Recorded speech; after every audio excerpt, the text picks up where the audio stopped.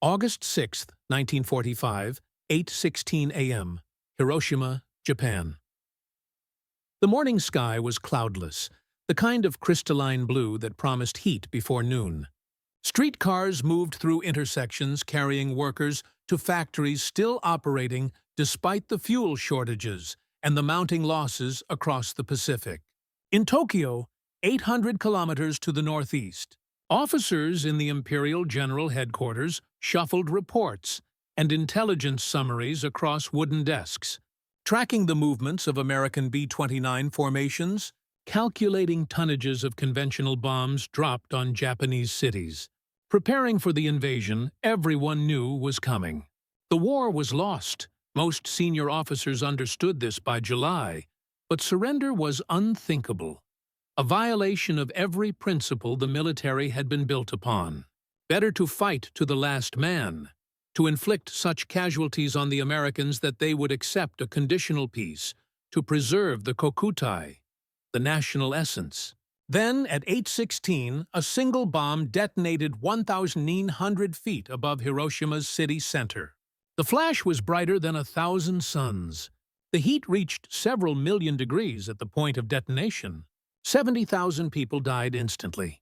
And in that singular moment of atomic fire, every calculation the Japanese High Command had made about acceptable losses and honorable resistance became irrelevant.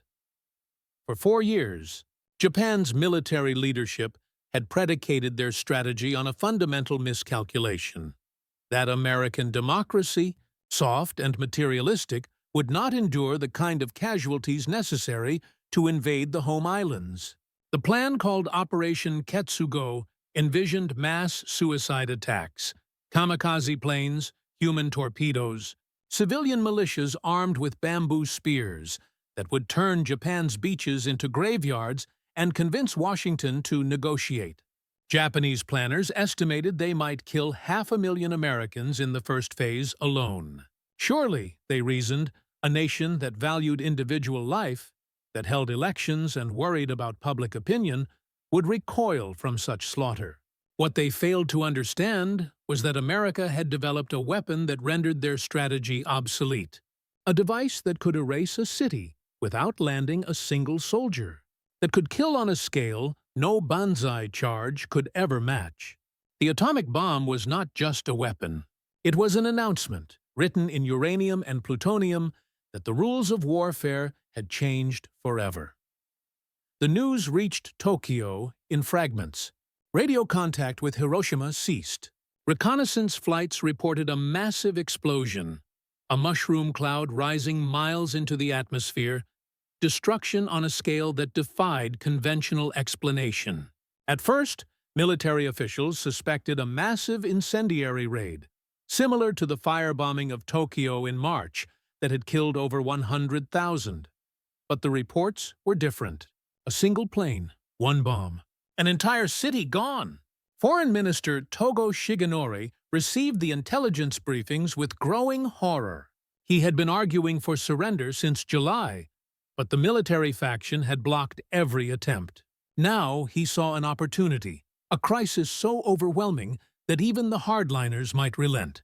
But when the Supreme War Council convened on August 7th, the military leadership remained defiant. Navy Chief Toyoda Suemu argued that the Americans likely possessed only 1 or 2 such weapons, that Japan could endure even this new terror. Army Minister Anami Korechika insisted that surrender would dishonor the millions who had already died.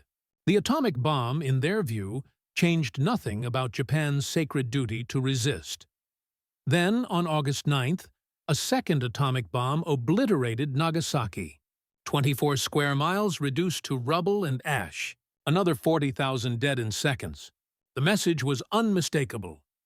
America had not one atomic bomb, but many, and they would continue using them until Japan ceased to exist as a nation. Between the two detonations, the Soviet Union declared war and invaded Manchuria, crushing the Kwantung Army in a matter of days. The walls were closing in from every direction. And still the military leadership debated, haggled over conditions, spoke of honor and national spirit as if these concepts could shield them from atomic fire. It was Emperor Hirohito who finally broke the deadlock. An unprecedented intervention that ended the war not with a military decision, but with an imperial decree. In his radio address on August 15th, the first time most Japanese citizens had heard their emperor's voice, Hirohito cited a new and most cruel bomb as justification for surrender. The atomic bomb had accomplished what years of conventional bombing, naval blockade, and island-hopping campaigns could not. It had shattered the illusion that will alone could triumph over material power.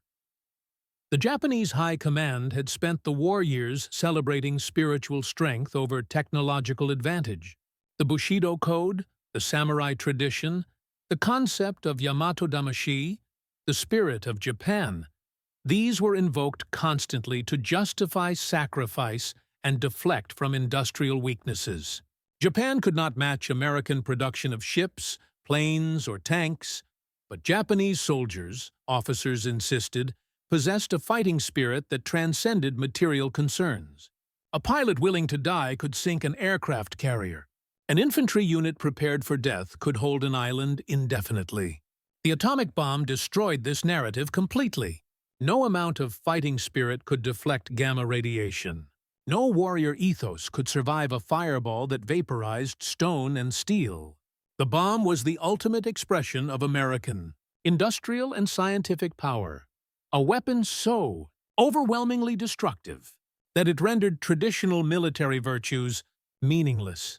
The mushroom cloud became the symbol, rising above Hiroshima and Nagasaki like a terrible monument to the futility of resisting American might.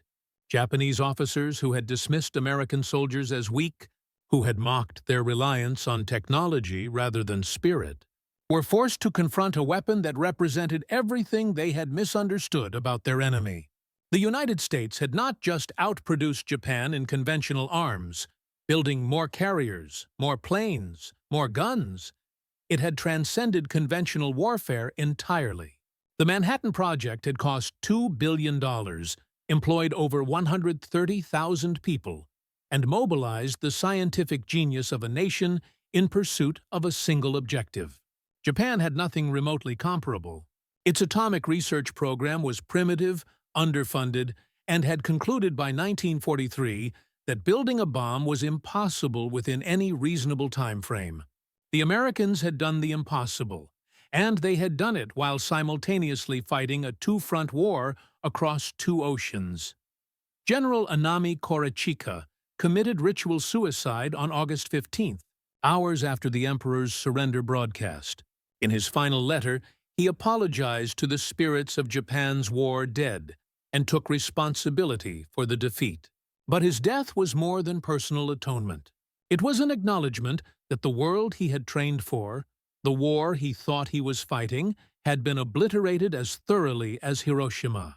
The Samurai Code had no answer for atomic weapons. The suicide charge, the human torpedo, the bamboo spear defense, all the desperate tactics Japan had prepared for the invasion, were relics of a previous age. The mushroom cloud rising over Hiroshima announced the arrival of a new era, one in which industrial capacity and scientific innovation determined outcomes, where a single bomber could deliver more destruction than an entire army. Lieutenant Colonel Takashita Masahiko, Anami's brother-in-law, participated in a failed coup attempt to prevent the surrender, seizing the imperial palace and searching for the recording of Hirohito's broadcast. When the coup collapsed, Takashita was interrogated by American occupation forces.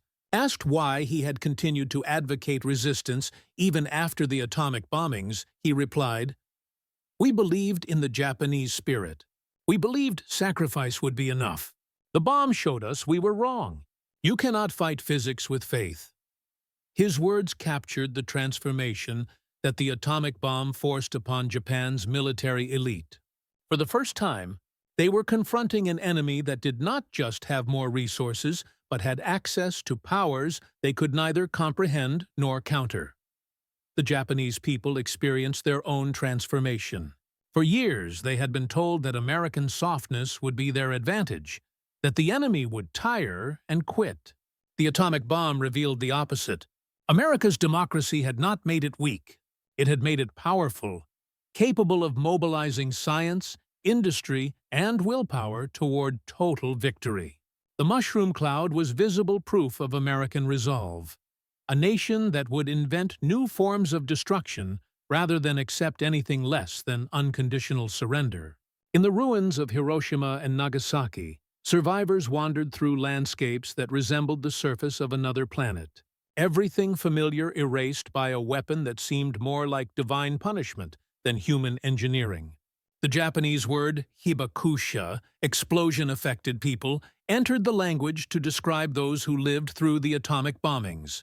But in a broader sense, all of Japan was hibakusha after August 1945, a nation transformed by the realization that it had fought an enemy whose power transcended anything their culture or history had prepared them for. The mushroom cloud outlived the war, becoming the defining image of the atomic age. For Japan, it symbolized the end of empire, the shattering of militaristic delusions, the price of underestimating an opponent. For America, it became both a badge of scientific triumph and a burden of moral complexity that would haunt the nation for generations. But in the immediate aftermath, the message was clear.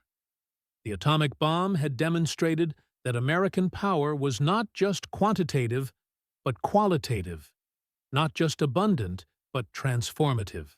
The same nation that had built 50,000 Sherman tanks and launched 1,000 ships had also split the atom and harnessed the fundamental forces of the universe.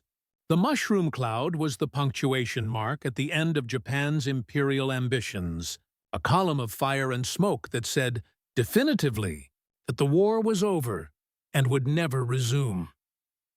In the years after surrender, Japanese officials who survived the war wrote memoirs trying to explain how they had miscalculated so catastrophically. Foreign Minister Togo wrote that the atomic bomb brought the war to an end by convincing those who could not be otherwise convinced. Prime Minister Suzuki Kantaro, who led the government during the final weeks, said the bomb provided the excuse we needed to do what we already knew we must. But perhaps the most telling observation came from Admiral Yonai Mitsumasa, who told American interrogators, "We knew you were strong. We did not know you were gods." He meant it as bitter irony, but the statement captured the gulf between expectation and reality. Japan had expected a fight between industrial powers. They received annihilation from a force that seemed to transcend human limits. The mushroom cloud rose above Hiroshima at 8:16 on a summer morning, a pillar of fire climbing into the sky, where moments before there had been a city. It rose above Nagasaki 3 days later, a second terrible confirmation. And in those two columns of smoke and radiation, the Japanese High Command saw the truth they had spent 4 years refusing to acknowledge, that America's power was not a temporary advantage that spirit could overcome, but a fundamental force that no amount of sacrifice could match. The atomic bomb did not just end the war. It ended the argument. It was the final, irrefutable answer to every Japanese claim about determination triumphing over materialism, about purity of purpose overcoming industrial might. The mushroom cloud was America's response, written in fire across the sky, a statement that needed no translation. This is what happens when democracy mobilizes its full strength. This is the price of underestimating a nation that can transform its factories into arsenals and its universities into laboratories of unimaginable power. The war was over. The world had changed. And rising above the ruins of 2 Japanese cities, the mushroom cloud stood as both warning and testament, a symbol of the terrible calculus of total war, where the side with the deepest resources, the most advanced science, and the will to use them would always inevitably prevail.